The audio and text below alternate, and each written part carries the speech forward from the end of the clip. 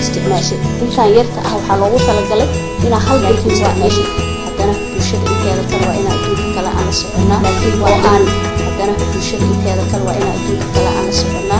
وأن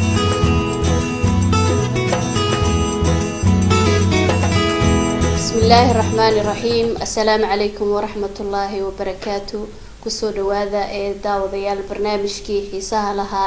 أد وذسوجيسين حلقانو كله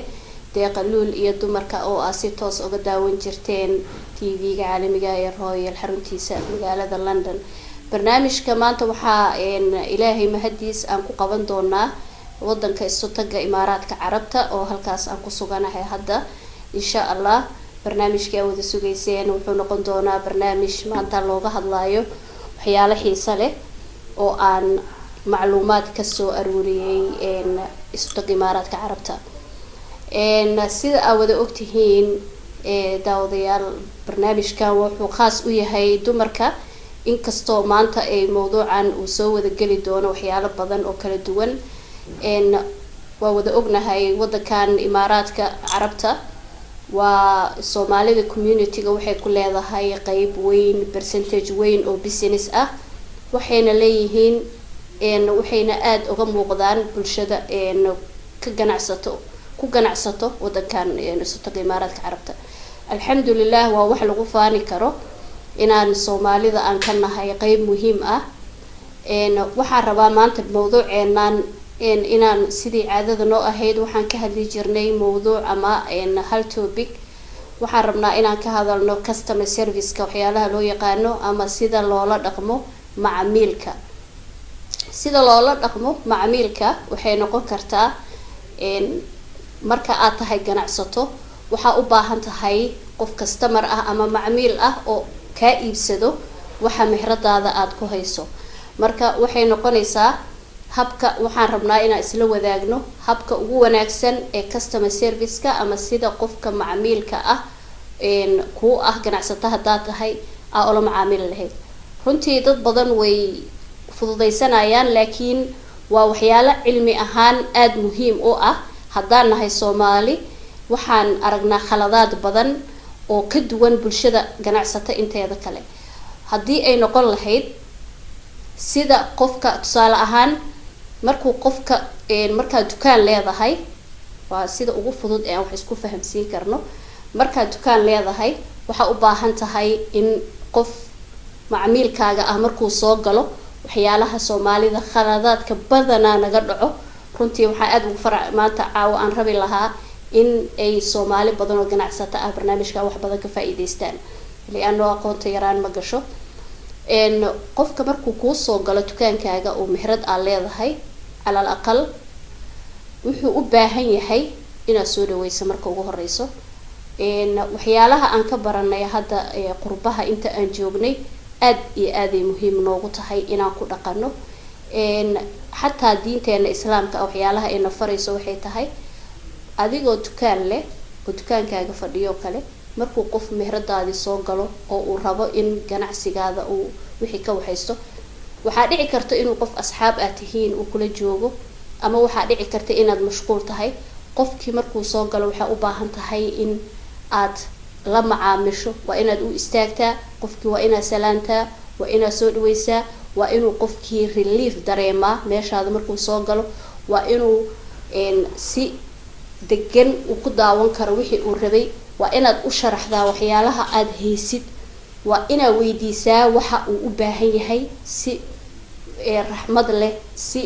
farxad ay ku jirto si soo dhaweyn leh runtii waxa arkaysaa marka dukaan gashid Soomaalida kaliya ku arkay ma garanayo inay ila aragteen marka dukaamada meelaha meheradaha ay gashid in 3 ama 4 qofood ay meesha ku wada jiraan ama dad hore u taagnaa ay jiraan iyaga busy isku ah iyaga sheekeysanayo iyaga dad asxaab ah oo kale sida inay gurigooda joogaan amal ay u dhaqmayaan dad customer ah oo rabo in ay wax ka iibsadaan markay soo galaan dadkii lama keer gareynayo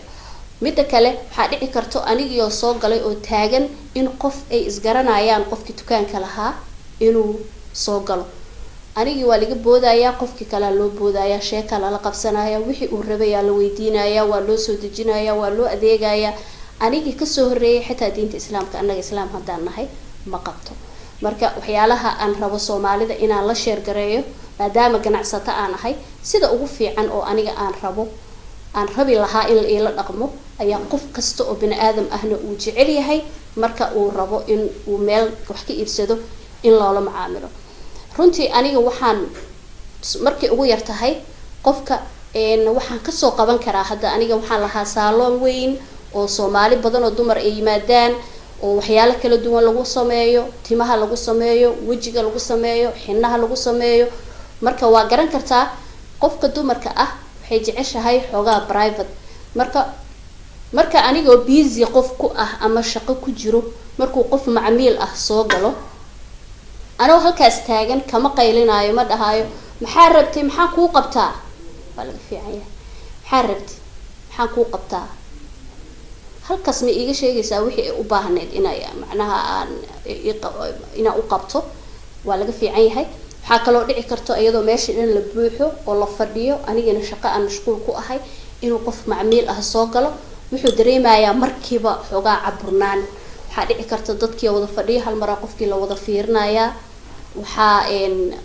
qofkii waxa galayso xogaa inuu gadaal u yara dego ganacsi ahaan diin ahaan sharaf ahaan si kastaba ma u wanaagsana inuu qofkaas ka dido ma wanaagsana shaqadii aan hayay haddaan joojin karo waa inaan joojiyo waa inaan qofkaan la hadlo oon ogaado wuxuu u baahan yahay kadib aan u sheego in dadka horeeyaan qofka waxa dhici karto in waxyaalo private ah uu rabo inuu kala hadlo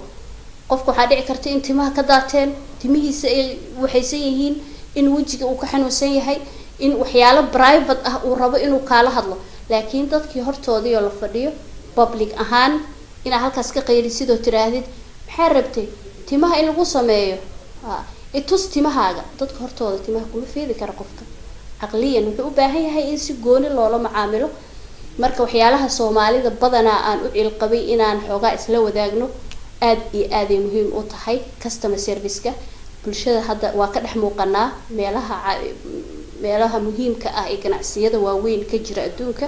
waa ka dhex muuqanaa marka waxaan jeclaan lahaa in la isla wadaago qayb ahaan wixii ganacsiga ku saabsan iyo khaasatan dumarka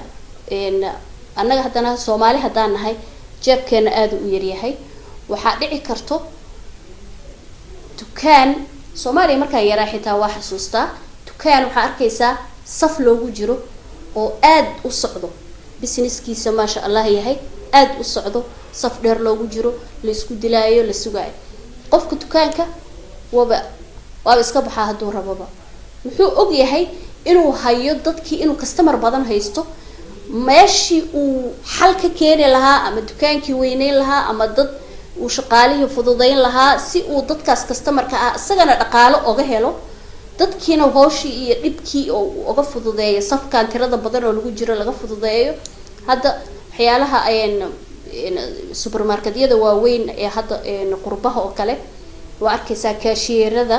waxa dhici karto markii customerka uu yaraado hal kaashiyer ama laba kaashiyer lagu soo reebayaa markii uu safka dheeraado waxa la hadlayaa kaashiyerka kale third kaashiyerka kalaaska la furayaa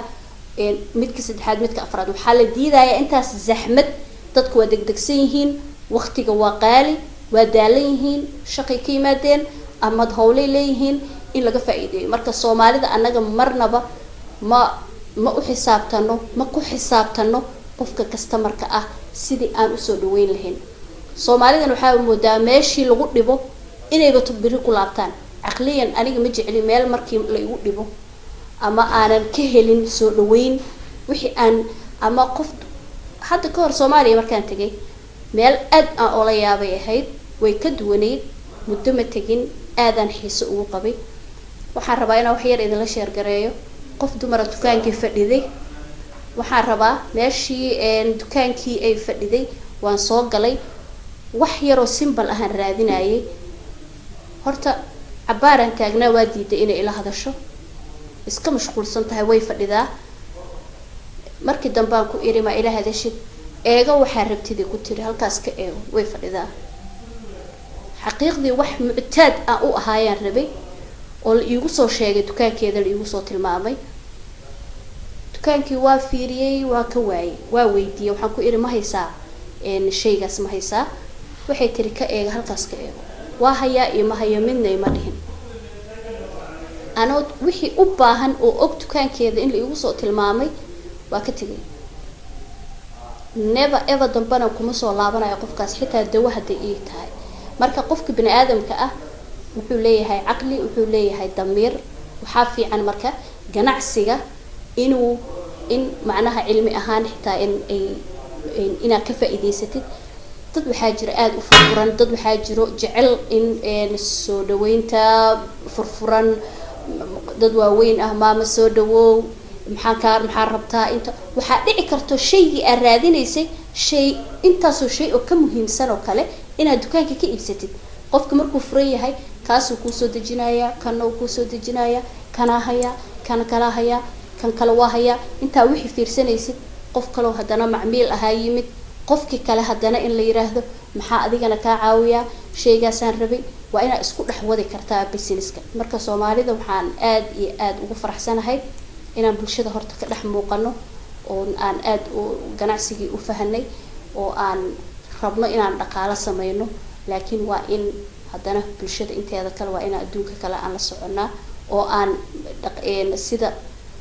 ugu macquulsan ee ugu quruxda badan ee ugu wanaagsan ee dadka loola macaamilo loo fududeeyo. jeebkeenana inuusan yaraan. waxaa dhici karta qofka inuu iska lacagaystay uuba rabinba 3 qof 4 qof haday u timaado inuuba rabinba inuu la hadlo, uusan rabin lacagtaas hadda labadii jeeb waa buuxsameen, meel kale wax geliyo male. ma jeclo marka inuu haddana shaqo qabto qofkan energy ku dhumiyo ku waxeeyo, ma jeclo. marka meesha adduunka inteeda kale aa arkayso ninka billionaire-ka ah ee ajnabiga ah ama cadaanka ah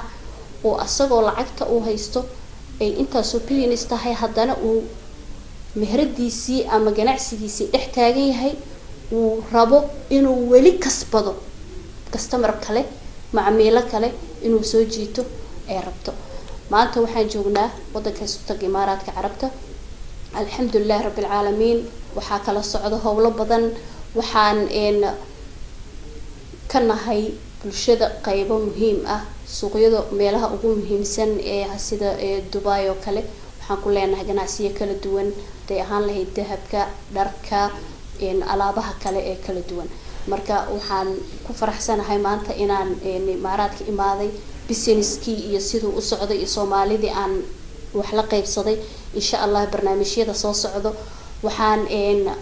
u sheegayaa dadka dukaamada leh oo kale, horeyna aan u sheegay dadka ganacsatada ah waxaa u furan barnaamijka siiba qaasatan dumarka. waxaan nahay isku dan, waxaa naga dhaxeeyo hal dan, waxaan nahay ganacsato, waxaan nahay dad hal community ah. marka waxaan rabnaa inaan wax kasto aan wada wadaagno. waa idin furan yahay barnaamijkan, haddaan nala soo wadaagtaan, haddaan nala soo xiriirtaan TV-ga Royal xaruntiisa Imaaraadka oo kale waa nala soo xiriiri kartaan. barnaamijyo waa idinla share garayn karnaa ganacsiyadiina deeqaluul iyo dumarka. barnaamijkaas waxaa iskale adinka annaga ayadoo qof walba oo Soomaali ah ayuu u furan yahay. waan wada xiriirina insha Allah. barnaamijyo xayeysiimo waxyaalaha dhibaatooyinka adinka laftigiina aad Soomaalida ama dadka idinka macaamilayo aad ku qabtaan inaan soo bandhigno si hadhow aaraahdii ama fikradihii markii is dhaafsadaan alxamdulillah rabbil caalamiin xal loo helo oo aan noqono dadka ama community-ga ugu wanaagsan ugu fiican ee lagu faani karo. because intaasoo qowmiyadood, intaasoo jinsiyada oo community oo kala duwan ayaa ay joogo meelaha ganacsiyada lagu. marka waxaan rabnaa annaga inaan noqono community kaliya ee ka taagan ee ka muuqdo bulshada oo ganacsigooda sida ay waxyaalaha khaladaadkooda inaan isla saxno. marka insha Allah taala barnaamijkiina deeqaluul iyo dumarka oo aad si toos uga daawanaysaan TV-ga Royal xaruntiisa magaalada ee wadanka Sultanka Imaaraadka Carabta. waxaan aad iyo aad uga mahad celinayaa isku dubariday Ismaaciil Mahdi Abuukar.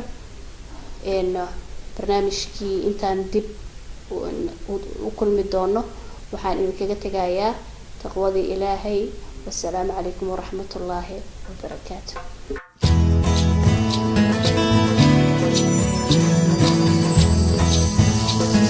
ku isticmaashay intaan yarta ah waxaa loogu talagalay inaa hal bay ku isticmaashay haddana bulshada inteeda kale waa inaa adduunka kale aan la soconaa laakiin waa aan haddana bulshada inteeda kale waa inaa adduunka kale aan la soconaa oo aan